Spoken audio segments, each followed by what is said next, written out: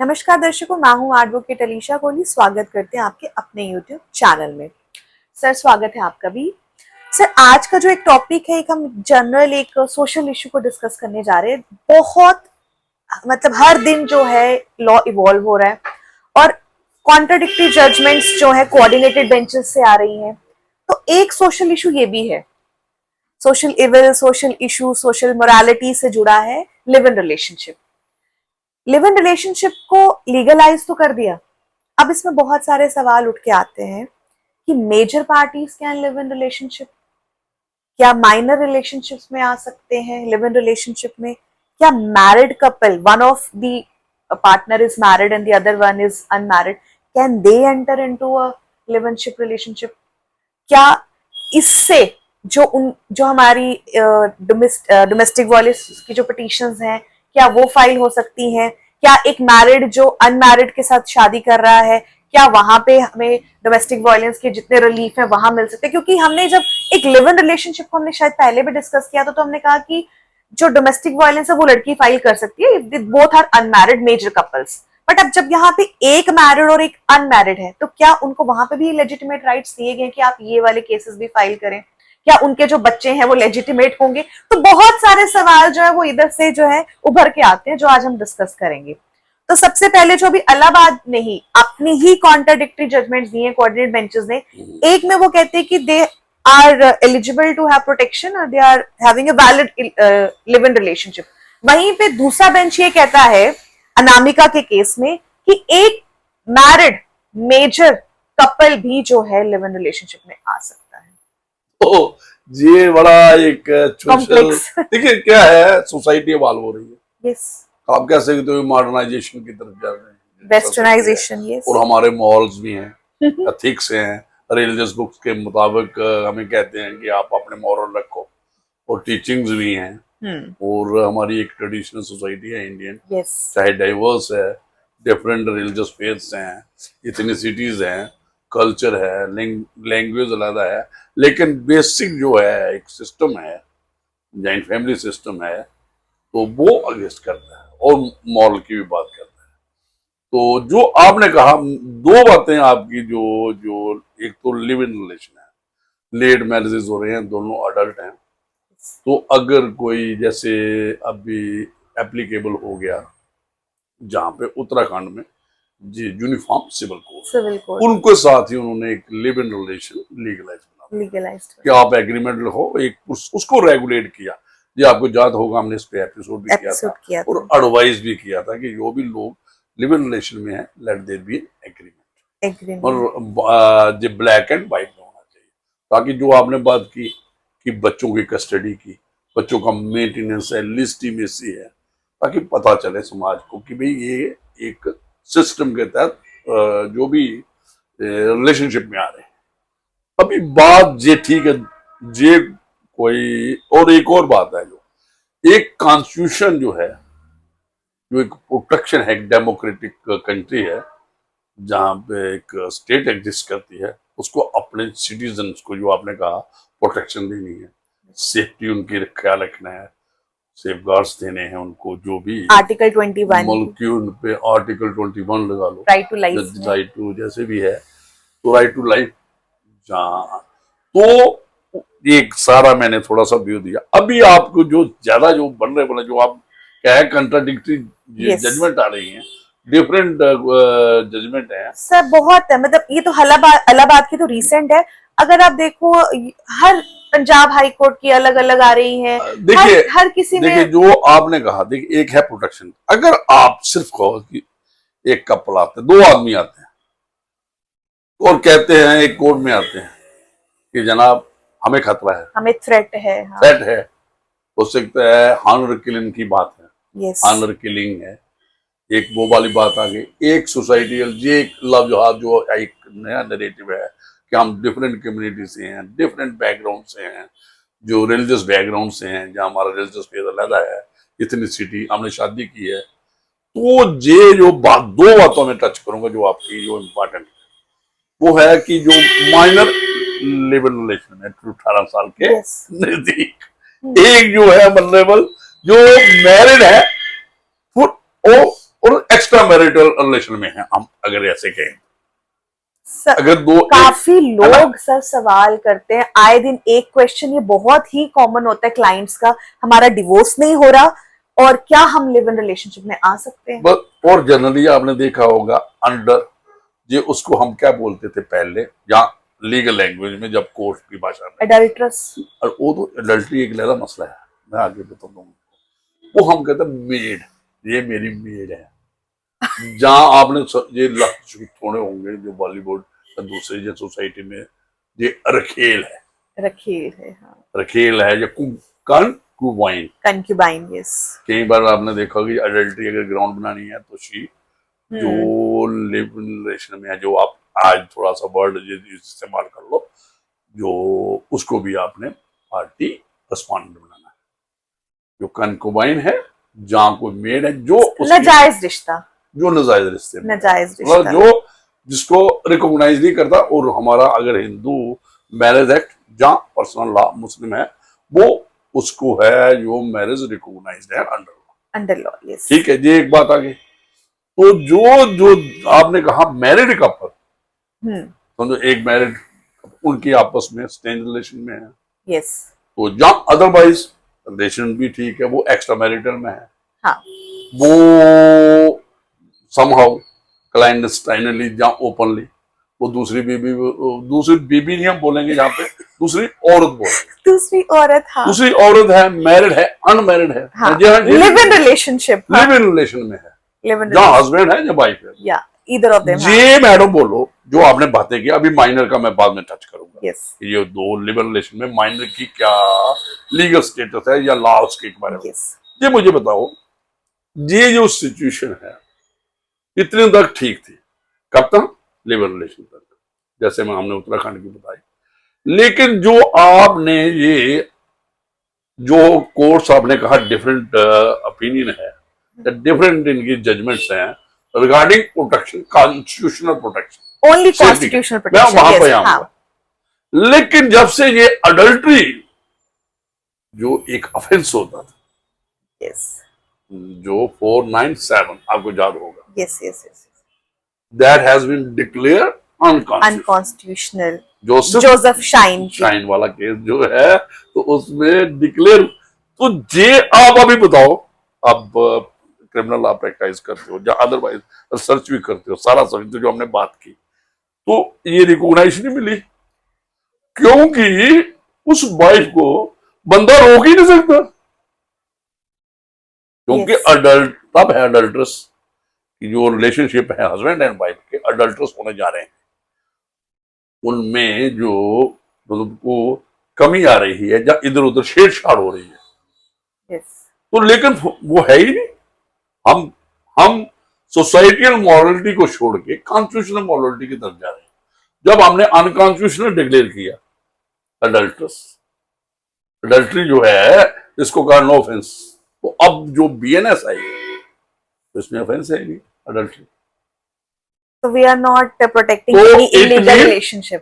ना अभी आ जाओ, इट इज नो offense. अगर जो रहना है तो ऑफेंस तो नहीं ना बना, ऑफेंस नहीं बना। अगर कोई एक्स्ट्रा मैरिटल में रहता है, चाहे मैरिड वुमन के साथ रहता है या अनमैरिड के साथ रहता है, जहाँ एक जो वीमेन है वो मैरिड के साथ अनमैरिड के साथ ही, दोनों मैरिड कपल और दूसरे एक्सचेंज है।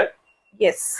तो ये जो है, मैं कल जब यूनिवर्सिटी में था तो वहीं पे बच्चों ने भी ये तैयार किया था जो आज आपने रेज किया है, तो वहां पे भी यही बात आई कि यार ये प्रोटेक्शन की बात है। तो जो हमें जो कॉन्स्टिट्यूशनल कोर्ट है, आप OWP डालते हो कि भाई सिविल एडमिनिस्ट्रेशन या पुलिस एडमिनिस्ट्रेशन हमें सेफ गार्ड प्रोवाइड करे। हमें किससे खतरा है? Respondent, private respondent, father, parents को डाल देते हो आप, आपने रेट की रिश्तेदार, हाँ, कि भाई हमारे पेरेंट्स नहीं मानते हैं, और हमें हार्नर किलिंग का भी खतरा है, हमें कोई और हमें प्रोटेक्शन चाहिए हम पे। तो ये एक ये वाली बात आ गई।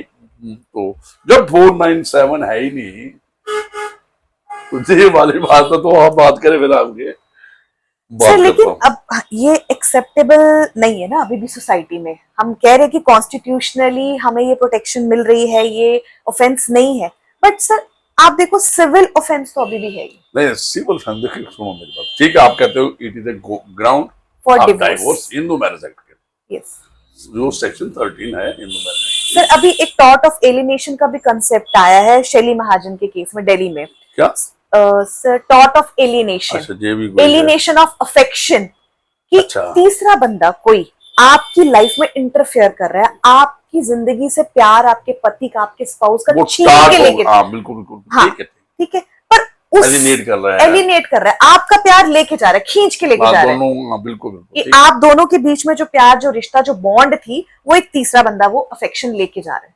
एलिनेट हो रहा है।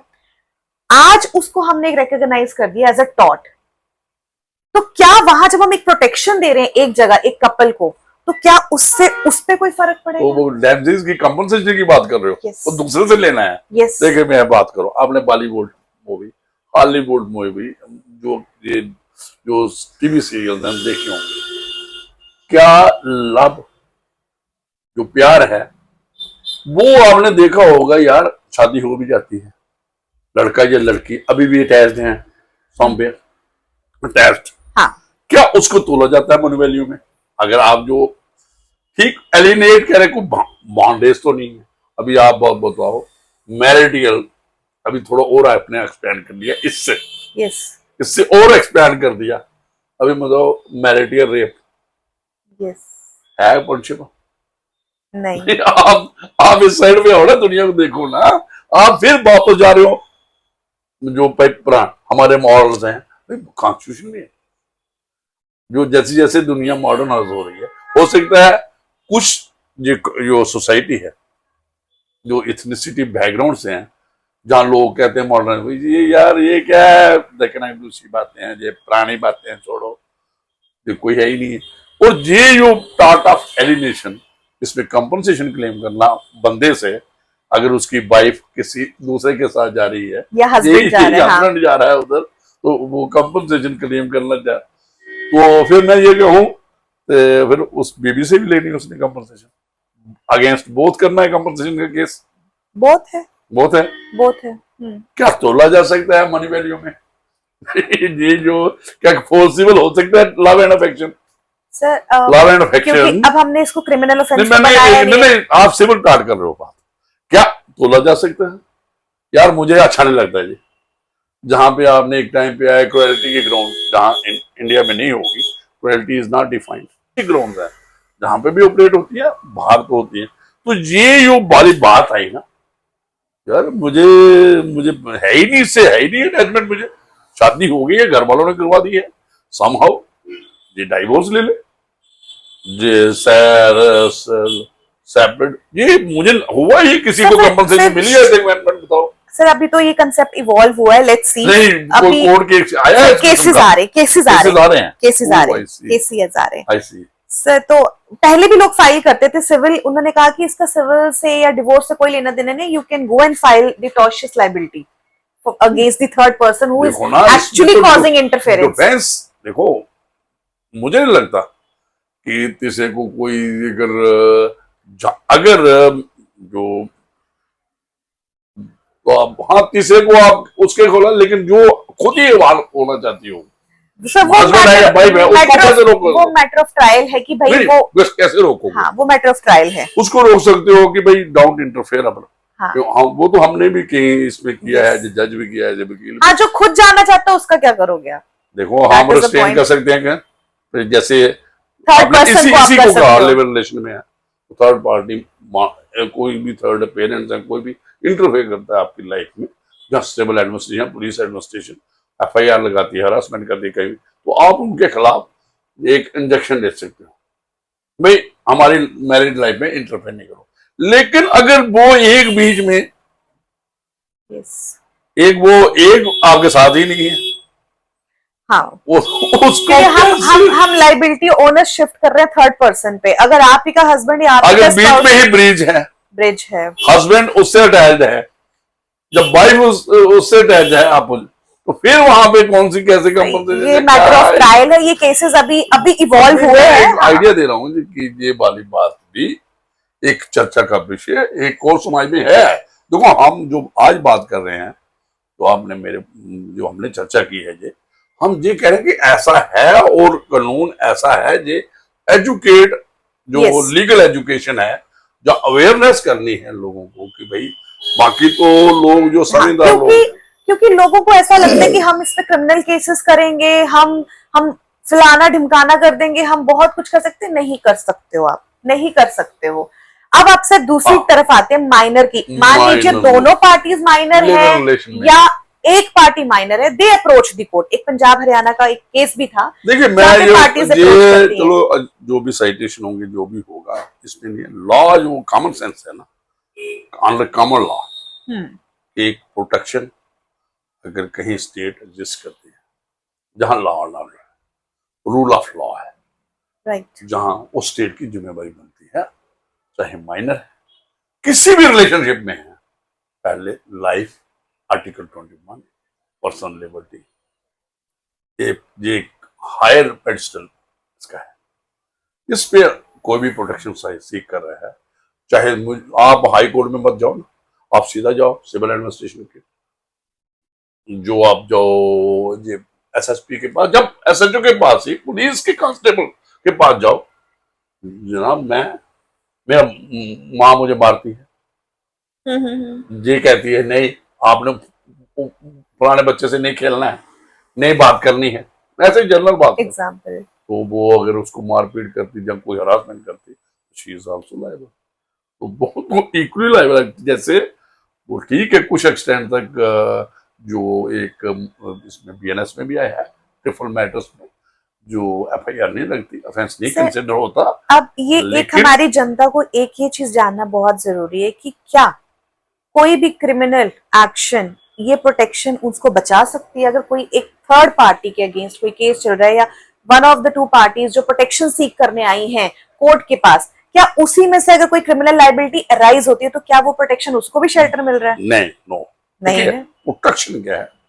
सेफ लाइफ देनी है, प्रोटेक्ट करना है सेफ का, कि otherwise in due course of उसकी लाइफ नहीं लो, जो आपका जवाब है।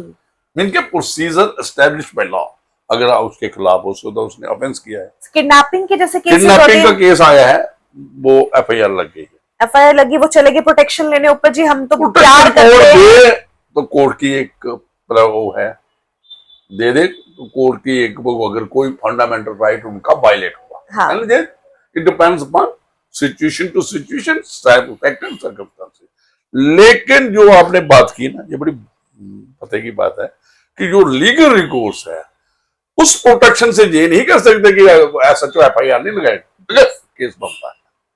अगर वाकई माइनर की किडनैपिंग है, माइनर की या रेप केस बनता है, या कुछ और या कोई भी पॉस्को बनता है, कोई भी मोस्टली केसेस आप देखिए रोज टीवी पे चल रहे थे, मैं अपनी मर्जी से भागी हूँ, मैं अपनी मर्जी से अपने बॉयफ्रेंड के साथ भागी हूँ, और माइनर होते हैं।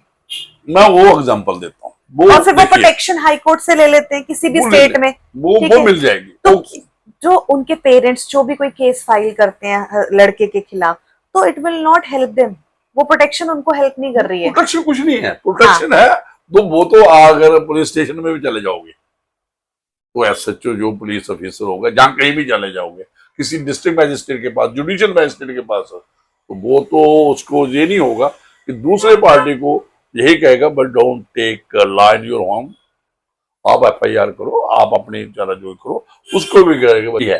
अभी जो आपकी बात आई ना, एक आपने बात की कि वो जो क्रिमिनल, इट डिपेंड्स अपॉन, ये एक क्रिमिनल साइड पे हम जा रहे हैं। जैसे आपने किडनैपिंग की डेफिनेशन, जहाँ अबडक्शन की तो ही है ना, रेप बाद में आएगा, पहले तो यही आएंगे ना।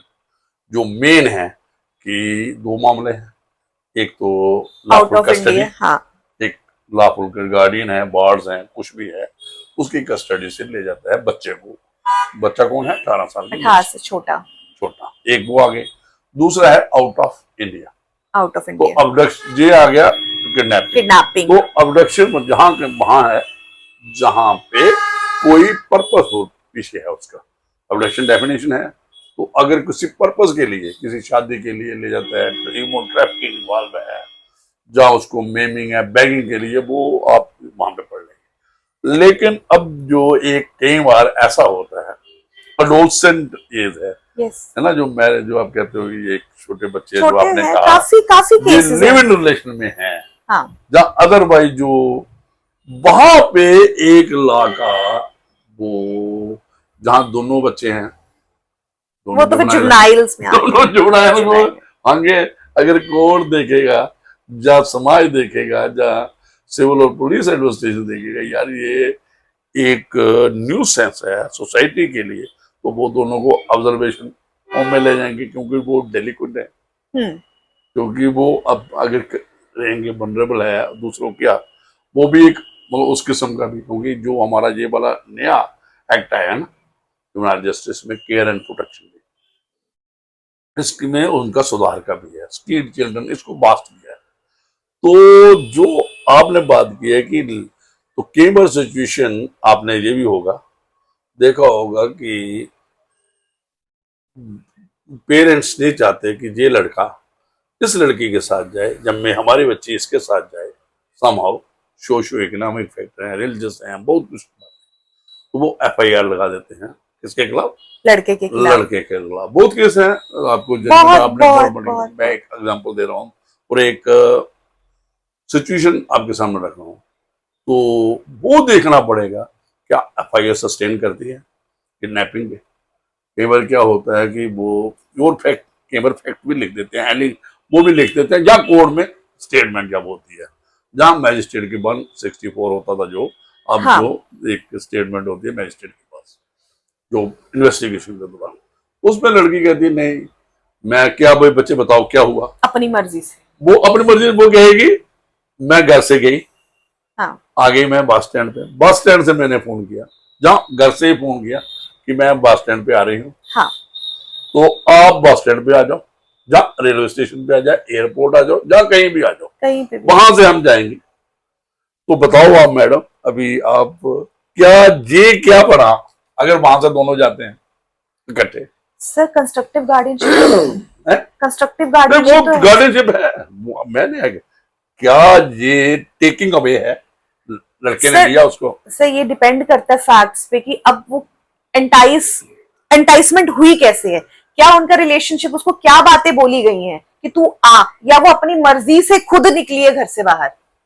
दो चीजें हैं ना। बिल्कुल, जहां लव है उसमें ठीक बोल रहा है, एक इंटाइस भी है और टेकिंग अवे भी तो है। जहां पे टेकिंग अवे तो नहीं, टेकिंग अवे नहीं है। लेकिन ये बात ठीक है, आपने उसने फोन पे लड़के ने क्या कहा, हाँ, कि क्या बातें हुई इनकी पहले आपस में। पहले क्या था, हाँ, बस स्टैंड पे जहाँ यस, जाए कहीं भी कोई स्लैग, उसके पास इंटाइस किया यस, कि हम ऐसा करेंगे उसको, हाँ, क्योंकि वो लड़का, मैं अभी उसकी भी एग्जांपल दूंगा, अगर वो मेजर है, देखो आप इंटाइस कब होता है, इन्फ्लुएंस होता है, इन्फ्लुएंस होता है।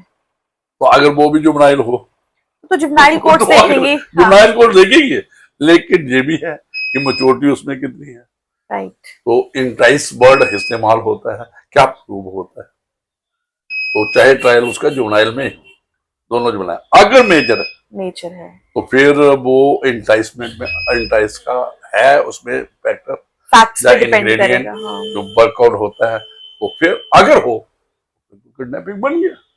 तो अगर वो अपनी मर्जी से वहां गई है, तो वो इतनी कि सर बैंक, अब ये जो मर्जी की बात है, क्या कंसेंट यहाँ पे कोई रोल प्ले नहीं करेगी? ठीक है, लेकिन देखो मर्जी क्या बात है, देखिए मर्जी क्या, मैं मर्जी वाली जो लफ्ज है ना, जो कंसेंट है, देखो थिंक, वो वाली मर्जी नहीं है कि भाई ये अपनी मर्जी से गई वहां पे, ये तो थॉट प्रोसेस तो है ना उसका, हाँ, चाहे स्टेट ऑफ माइनर माइंड क्या है, स्टेट थॉट ऑफ। प्रोसेस तो है ना, हाँ, चाहे बच्चा माइनर है या मेजर है, तो बंदा है, ये नहीं मैं कह रहा हूं, मर्जी होती है, कंसेंट है, जहां एक कोई लॉ डिमांड करता है, तो ये अगेंस्ट कंसेंट है, अगेंस्ट फ्री विल है, एक वहां पे जो आप कह रहे हो, कोई अपनी मर्जी से मिल के बस स्टैंड जाती है, जहाँ पे जहाँ कोई अपने कहीं भी बच्चे, आज छोटे बच्चे हैं, हॉस्टल में भी हैं, डे बोर्डिंग है, स्कूल जाते हैं वहीं से भी, हाँ, तो वहां जो उसका जाना, वो तो अपनी मर्जी से ही है ना बस स्टैंड जाना। अगर कोई नहीं है तो नहीं है, कोई किस्म की कोई बुलगुलाना फुसलाना या इंस्टिगेशन या कोई किस्म की वो उसको परसुएड नहीं किया गया, वो है। लेकिन डिपेंड्स अपॉन जो कि फैक्ट्स ऑफ पर्टिकुलर केस है। तो जर्नल जो है कॉन्स्टिट्यूशनल मैंडेट जो है प्रोटेक्शन दे रहा है, वो कॉन्स्टिट्यूशनल मैंडेट प्रिवेल करेगा। जहां कहीं कोई कॉन्स्टिट्यूशनल किसी का फंडामेंटल राइट जहाँ वायलेट होता है और रेमेडी अवेल करने के लिए आता है। लेकिन लॉ जो है सर एक बीएनएसएस है, क्वेश्चन मेरे दिमाग में आ रहा है। जब हम लिव इन रिलेशनशिप की बात करते हैं, एक लड़का एक लड़की दोनों मेजर हैं, दोनों की शादी नहीं हुई है, ठीक है, वहां पे हमने कहा डोमेस्टिक वायलेंस की डेफिनेशन में भी वो आ जाते हैं, आगे ना आ अभी जाते हैं, जो ठीक है। amendment हुई। अब लेकिन अगर हाँ बोलो। मैरिड हस्बैंड है या मैरिड वाइफ है, इलायदा एक लिव इन रिलेशनशिप में आते हैं, वहां पे अभी ये चीज साइलेंट है ना कि क्या डीवी वहां पे भी अप्लाई होगा? डोमेस्टिक वायलेंस का रिलेशनशिप प्रोटेक्शन तो दे दी हाई कोर्ट ने, वो तो लगा है ना, हाँ तो वो दे दी। constitutional तो mandate है। अब क्या इनके बच्चे अगर होते हैं क्या वो भी लेजिटिमेट है? एक मैरिड एक नहीं, वो तो हमने पहले बात की थी कि अगर दोनों मैरिड दो हैं बच्चे, तो अगर एक मैरिड एक अनमैरिड, मैं उसमें भी आता हूँ, बच्चे जहाँ के हुए हैं ना लेजिटिमेट है, हाँ वो लिस्टिमेट आपने पढ़ा हो हिंदू हाँ मैरिड जी, वो लेजिटिमेट है, लिस्टिमेट ही होते हैं, क्योंकि वो बच्चों का क्या कसूर है ये हाँ, वाले जो हाँ, हाँ आप मेंटेनेंस की बात कर सकते यस हो। मेंटेनेंस की क्या वो लायबल है हस्बैंड? यस, आप मेंटेनेंस की बात की रहे उसके साथ हाँ, रिलेशन में, हाँ अपेरेंटली आपके पास है एविडेंस है। हाँ, क्योंकि वो तो शायद रजिस्टर भी नहीं कराया होगा आप उन्होंने। ऐसे करते हो ना, कहीं पर देखिए आप पढ़ो जो डेफिनेशन है 125 की थी, या अब कौन सी है सेक्शन है जो कॉरस्पॉन्डिंग बीएनएसएस में है 144 144 है। If any person having sufficient mean neglect क्या नेग्लेक्ट माना जाएगा ये? His wife unable to maintain herself. आप ये पहले ये बार पढ़ो जो नेग्लेक्ट और रिफ्यूजल में आता है ये नहीं, अभी ये पूछो। इसको तो मैं टच ही नहीं कर रही ना हूँ। इसी को टच करो ना। क्या उसकी दूसरे के साथ अपनी मर्जी से रहना, लिव इन रिलेशन, क्या निगलेक्ट माना जाएगा पहले वाले पति का? नहीं बस जहां जवाब का आंसर आ गया आपका। ये आ गया। अब बीवी में आओ, अभी देखो दूसरा क्या है, वो लेजिटिमेट ना वो छोड़ दो, इसमें ही आओ ना, निगलेक्ट और unable to maintain. Refuse just ground है उसके पास कि भाई यार आप उस मायके तो ठीक है भाई, मैं कोई मजबूरी के कारण रह रहा हूं। ये तो तुम अडल्ट्री में रह रहे हो, ये तो ग्राउंड भी है ना कि वो अगर अडल्ट्री में तो हम उसको दे section if she is living in adultery और if without any sufficient reason she refuses to live with husband, और ये ठीक है, ये हम यहाँ क्लियर करते हैं। एक क्लियर कर, इधर इधर पढ़ लो। If a husband has contracted second marriage with another woman or keeps semestered, अगर वो लिव में है, हाँ वो तो इसका नेचुरल ग्राउंड बन गया, ठीक। ये आ गया मेंटेनेंस, रिफ्यूजल का। अब डीवी उधर भी करेगी उधर भी करेगी, वो नहीं डिफ्यूजल तो डोमेस्टिक वायलेंस, डोमेस्टिक वायलेंस है अंदर का, घर के अंदर। हाँ अगर कोई पर वो लिव इन रिलेशनशिप्स के लिए अलाउड हो गया था कि आप कर सकते हो। अब तुम खुद तो मैरिड अंदर है ना, अंदर एक ही है ना, एक अंदर वो एक बंदा दूसरे के घर में रहता है, तो वो वहां से कैसे उसको कहेगा भी डोमेस्टिक वायलेंस हो गया? जिसके साथ रह रहा है उसके साथ, जो पैरामोर के साथ जो नया बंदा उसने पकड़ लिया उसके साथ दूसरे बंदे के खिलाफ। वही तो बात है ना, जब आप दोनों अनमैरिड हो तब तो बन रहा है, क्योंकि आप एज अ हस्बैंड वाइफ रह रहे हो, आपका एक लिव रिलेशनशिप। हाँ अब यहाँ पे ये चीजें ना, ये तो सेटल्ड ही नहीं ना। नहीं वो तो जो दूसरे के साथ जा रहे हो उसका डोमेस्टिक होम बना दाव बल्ले, इसमें आ जाओ ना। तो ये तो इलाहाबाद ने कहा ना, नो ऑफेंस। पर नहीं सुनो ना, क्या वो जो दूसरे के घर में रह रही है बहन, अपना है उसका, तो क्या डोमेस्टिक हाउस बना? पढ़ो, मुझे नहीं लगता वो बना डोमेस्टिक रिलेशनशिप। हाँ क्या डोमेस्टिक रिलेशनशिप है वहां पे वर्ड क्या है?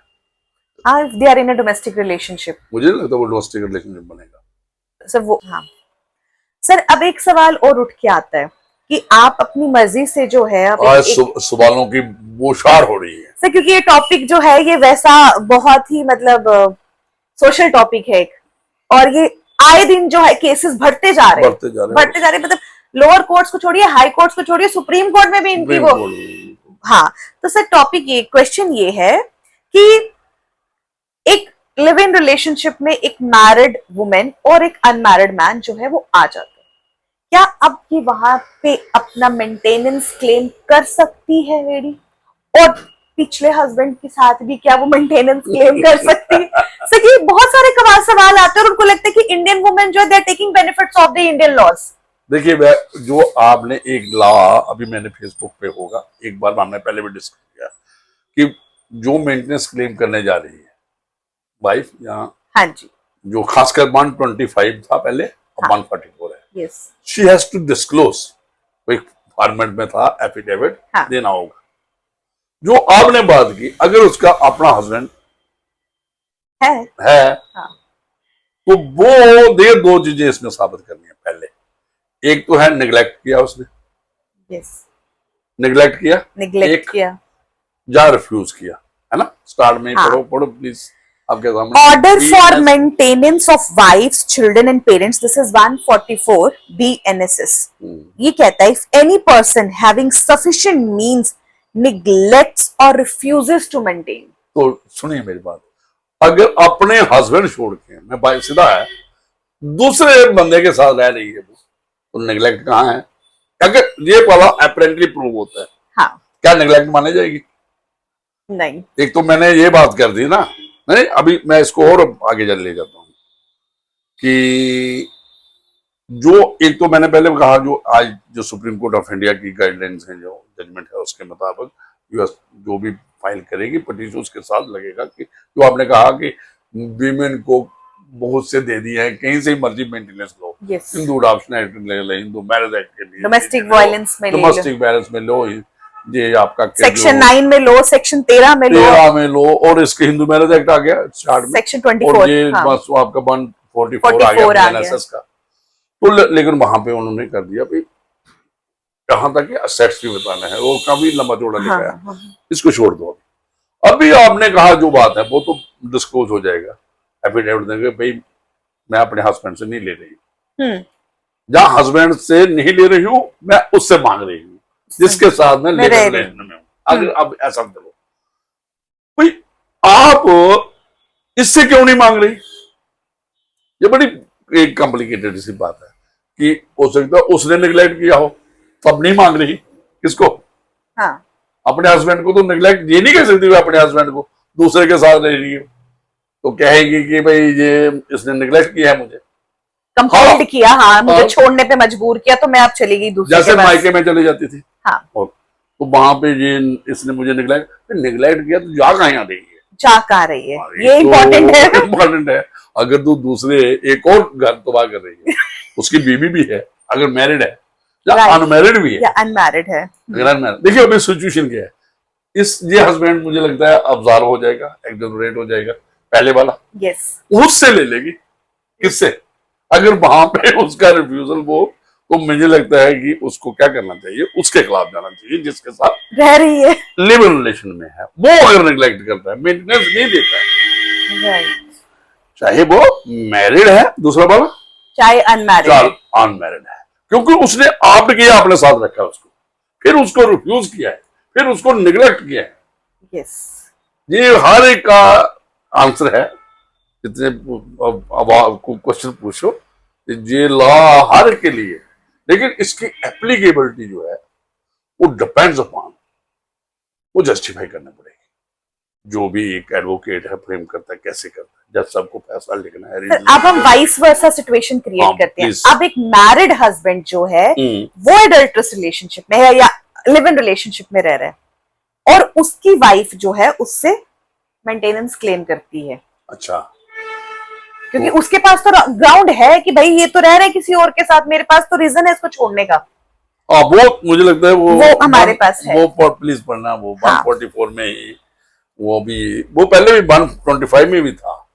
क्यों? एक उसको ग्राउंड, जो हस्बैंड है, हाँ, अगर वो किसी मेड के साथ, जैसे मैंने कहा, हाँ, मेड है, मिस्ट्रेस वर्ड यूज किया गया, एक ग्राउंड बनती है टू लिव सेपरेटली। क्यों? वल्नरेबल हो जाएगा ना, हाँ, नहीं देख सकती इंडियन वुमेन है, और ये कि उसके साथ वो कहेगा कंपेयर पे दोनों रहो, लॉ भी नहीं लो करता। अगर आपने मेड चूज किया तो उसका सेपरेट रहना और मेंटेनेंस क्लेम क्या जस्टिफाइड है, नेग्लेक्ट की डेफिनेशन आ जाएगी।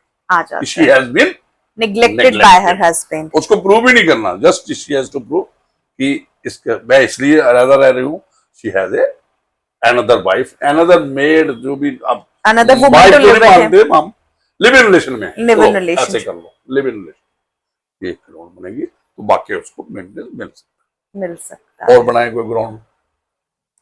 सर। ये अडल्ट्री का तो हमारे पास ऑलरेडी ही था। अगर वाइफ एडल्ट्रस रिलेशनशिप में है या लिव इन रिलेशनशिप में है तो अब जो है वाइफ क्लेम नहीं कर सकती, नहीं कर सकती, बिल्कुल ठीक है, नहीं कर सकती है। नहीं, वो भी इसमें है। हाँ, वो ऑलरेडी, सेपरेटली अपनी मर्जी, जैसे मैंने सेम सिचुएशन पैदा की कि जैसे मैंने ये हाँ जो आपने पहले बताया है वो सेम है कि उसको हम एडल्ट्रस ही ट्रीट करेंगे ना कि बिल्कुल किसी और ऑप्ट कर रही है उसके, तो उससे मांगो भाई, उससे मांगो। और आपका ये भी वो आता है maintenance against live in relation में भी मिल सकता है। हो गया है, साइटेशन है और आपको, जैसे आपने कहा डोमेस्टिक वायलेंस में स्पेसिफिक सेक्शन, हाँ वो मानना है उसने कि ये लिव इन रिलेशनशिप में रिलेशन को भी क्या कहते हैं डोमेस्टिक रिलेशनशिप में है, यस मानना है। और ये जजमेंट बहुत सी है जिसमें कहा है कि अगर लिव इन रिलेशन में भी कोई बंदा नेग्लेक्ट करता है, रिफ्यूज करता है, वो इक्वली सिचुएटेड है। कैसे?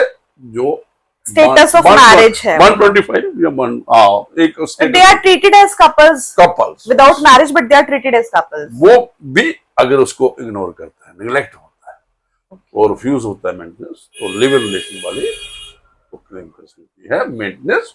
जो दूसरा मेल, वो मेल ही आएगा ना, यस, मेल जो भी उसका पार्टनर होगा लिव इन रिलेशन से। ठीक है सर। आज हमने आज हमने एक बहुत ही सोशल टॉपिक पर डिस्कशन किया, और ऐसे जो मैंने सवाल आज जज साहब से पूछे, ये सवाल आप ही लोगों के होते हैं, क्या ऐसे हो सकता है, वैसे हो सकता है, तो आप ये जो वीडियो है ये जरूर देखें और आपके सवालों के जवाब आपको इसी वीडियो में मिल जाएंगे। और अगर आपको हमारे वीडियो अच्छी लगे तो प्लीज इसको शेयर कीजिएगा। Thank you.